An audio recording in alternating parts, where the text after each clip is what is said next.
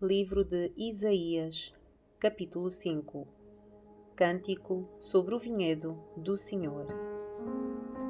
Agora cantarei ao meu amado uma canção sobre o seu vinhedo. O meu amado tinha um vinhedo numa colina muito fértil. Ele arou a terra, tirou as pedras e plantou as melhores videiras. No meio do vinhedo construiu uma torre de vigia e junto às rochas fez um tanque de prensar. Então esperou pela colheita de uvas doces, mas o vinhedo só produziu uvas amargas. Agora, habitantes de Jerusalém e Judá, julguem entre mim e o meu vinhedo. O que mais poderia ter feito pelo meu vinhedo que já não fiz? Por que é que, quando esperava uvas doces, ele produziu uvas amargas?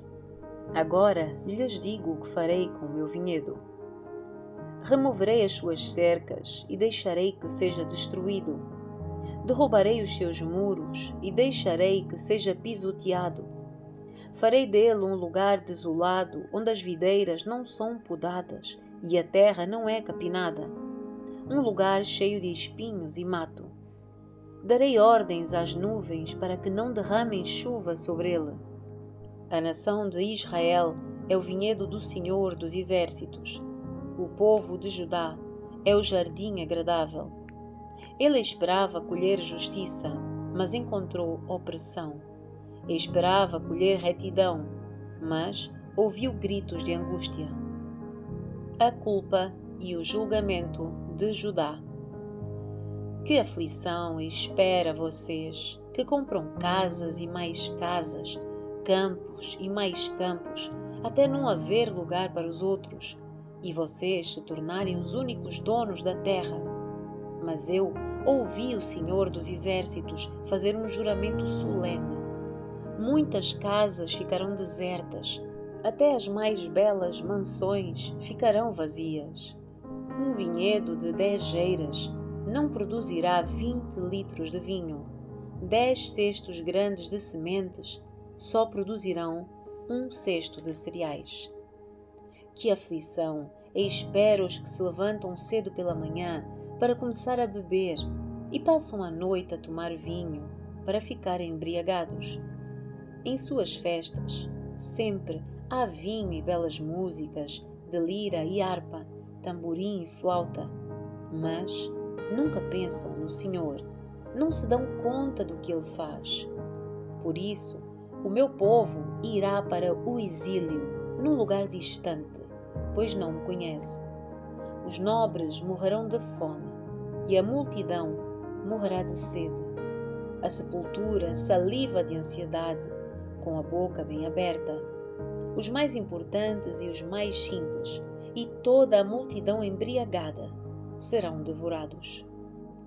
A humanidade será abatida, o povo será rebaixado, até os arrogantes baixarão o olhar em humilhação.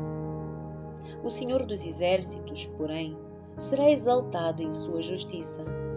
A santidade de Deus será demonstrada em sua retidão. Naquele dia, os cordeiros encontrarão bons pastos, as ovelhas gordas e os cabritos comerão entre as ruínas.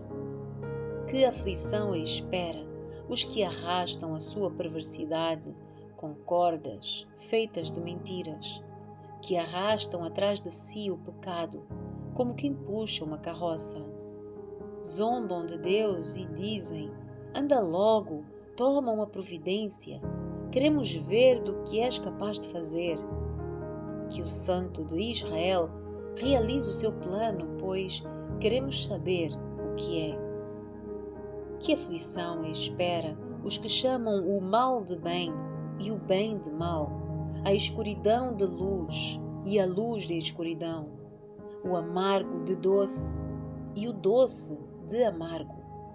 Que aflição espera os que são sábios aos seus próprios olhos e pensam ter entendimento. Que aflição espera os que são heróis em tomar vinho e se gabam de quanta bebida conseguem ingerir. aceitam subornos para deixar o perverso em liberdade e negam justiça ao inocente.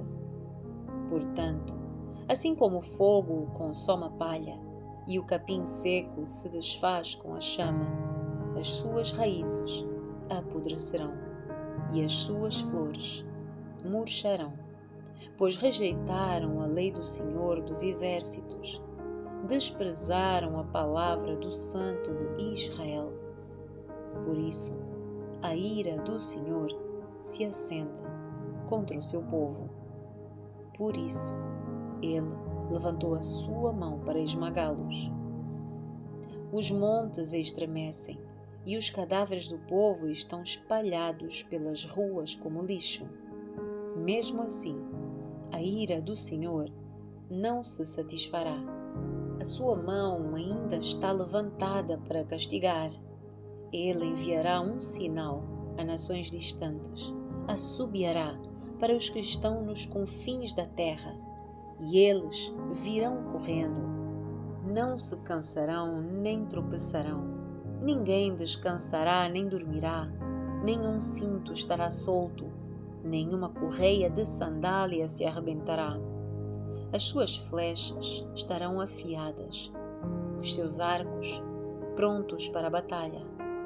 Os cascos dos seus cavalos soltarão faíscas. As rodas dos seus carros girarão como um turbilhão. Rugirão como os leões mais fortes. Rosnarão e se lançarão sobre as suas vítimas e as levarão embora. Ninguém poderá livrá-las. Naquele dia, rugirão sobre as suas vítimas, como ruge o mar. Se alguém olhar por toda a terra, só verá trevas e aflição. Até a luz será obscurecida pelas nuvens. Capítulo 6. A purificação e o chamado de Isaías. No ano em que o rei Uzias morreu, eu vi o Senhor. Ele estava sentado em um trono alto, e a borda do seu manto enchia o templo. Acima dele havia serafins, cada um com 6 asas. Com 2 asas cobriam o rosto, com 2 asas cobriam os pés, e com 2 voavam. Diziam em alta voz uns aos outros: Santo, Santo, Santo é o Senhor dos Exércitos, e toda a terra está cheia da sua glória. As suas vozes sacudiam o templo até os alicerces, e todo o edifício estava cheio de fumaça. Então eu disse: Estou perdido, é o meu fim, pois sou um homem de lábios impuros e vivo no meio de pessoas de lábios impuros. Os meus olhos, porém, viram o Rei, o Senhor dos Exércitos. Então um dos serafins voou em minha direção, trazendo uma brasa ardente que ele havia tirado do altar com uma tenaz. Tocou em meus lábios com a brasa e disse: Veja, esta brasa tocou em seus lábios. Sua culpa foi removida e os seus pecados foram perdoados. Então ouvi o Senhor perguntar: Quem enviarei como mensageiro a este povo? Quem irá por nós? E eu respondi: Aqui estou eu, envia-me. Ele disse: Vá e diga a este povo: Ouçam com atenção, mas não entendam. Observem bem, mas não aprendam. Endureça o coração deste povo, tapa os ouvidos e feche os olhos deles. Assim, não verão com os olhos, nem ouvirão com os ouvidos, não entenderão com o coração, nem se voltarão para mim, a fim de serem curados. Então eu disse: Senhor, até quando isso vai durar? E ele respondeu: até que as cidades fiquem vazias e as casas abandonadas, e toda a terra seja devastada, até que o Senhor tenha mandado todos embora, e toda a terra de Israel esteja deserta. Se ainda sobreviver uma 10ª parte, um remanescente, ela será invadida outra vez e queimada. Mas, assim como o terebinto e o carvalho deixam um toco quando cortados, o toco de Israel será uma semente santa. Capítulo 7. Mensagem para Acaz. Quando Acaz, filho de Jotão e neto de Uzias, era rei de Judá, Rezim, rei da Síria, e Peca, filho de Remalias, rei de Israel, saíram para atacar Jerusalém. Contudo, não conseguiram executar o seu plano. Havia chegado à corte de Judá a seguinte notícia: a Síria aliou-se com Israel contra nós. O coração do rei e do seu povo estremeceu de medo, como árvores se agitam numa tempestade. Então o Senhor disse a Isaías: pega o seu filho, Sear-Jazub, e vá encontrar-se com o rei Acaz. Ele estará no final do aqueduto que abastece o tanque superior, perto do caminho para o campo onde se lava a roupa. Diga a Acaz que pare de se preocupar e que não precisa ter medo da ira ardente daquelas 2 brasas apagadas, Rezim, rei da Síria, e Peca, filho de Remalias. É verdade que os reis da Síria e de Israel tramam contra ele e dizem: atacaremos Judá e a conquistaremos. Então colocaremos o filho de Tabeal para reinar sobre Judá.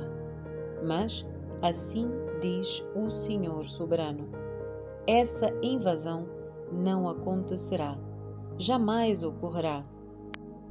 Pois a Síria não é mais forte que a sua capital, Damasco, e Damasco não é mais forte que o seu rei, Rezim. Quanto a Israel, em 65 anos será esmagada e completamente destruída.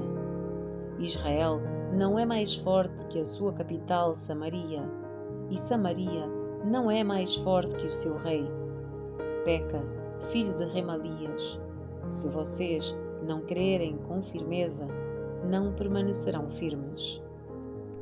O sinal de Emanuel. Depois o Senhor enviou esta mensagem ao rei Acaz: peça ao Senhor, seu Deus, um sinal de confirmação.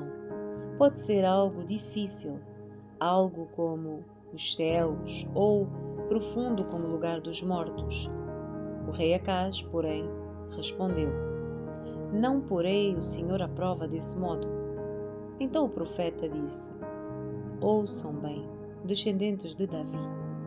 Não basta esgotarem a paciência das pessoas. Agora também querem esgotar a paciência do meu Deus? Por isso, o Senhor mesmo lhes dará um sinal. Vejam, a virgem ficará grávida. Ela dará à luz a um filho e o chamará de Emanuel.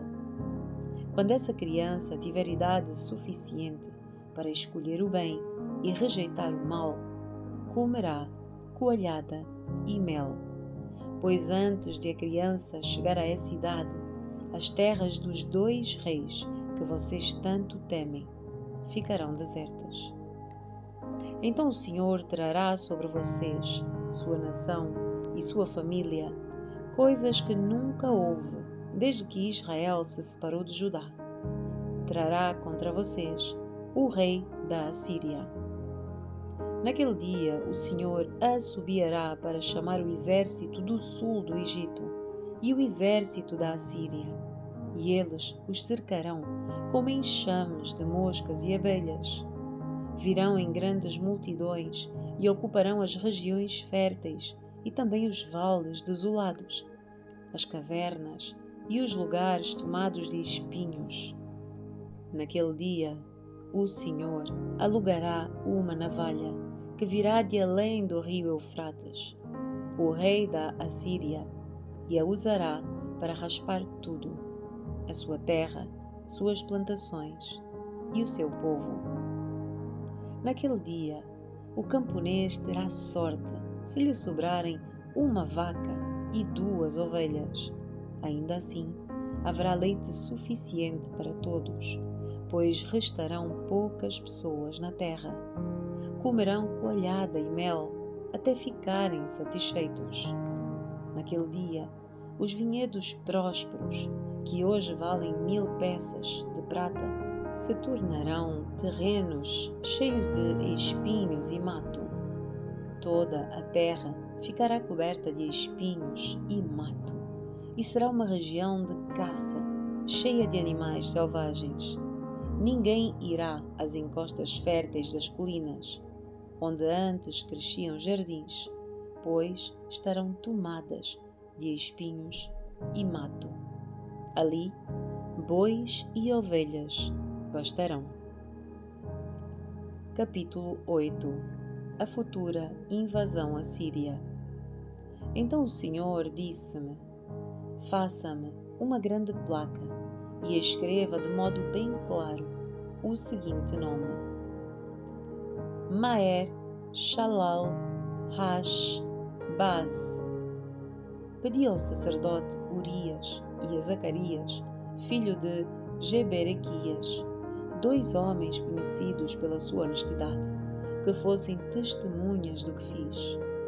Então deitei-me com a minha esposa, e ela ficou grávida e deu à luz a um menino.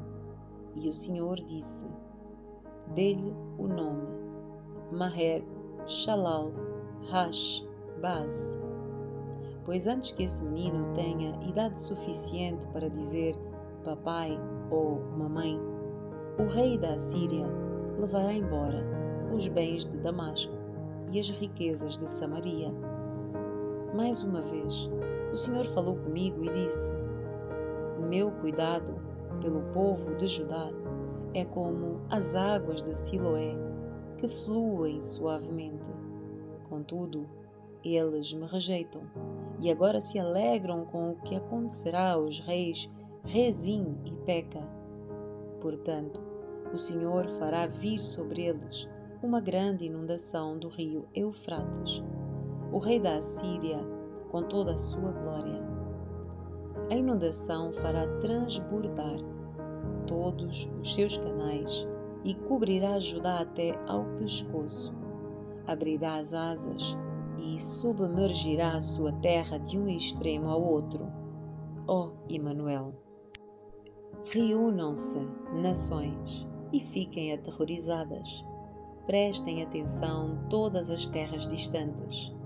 Preparem-se para a batalha, mas serão destruídas. Sim, preparem-se para a batalha, mas serão destruídas. Convoquem conselhos de guerra, mas de nada adiantará. Desenvolvam estratégias, mas não terão sucesso, pois Deus está conosco. Chamado para confiar no Senhor. O Senhor me advertiu firmemente de que não pensasse como todos os outros. Disse ele: não chame tudo de conspiração como eles fazem.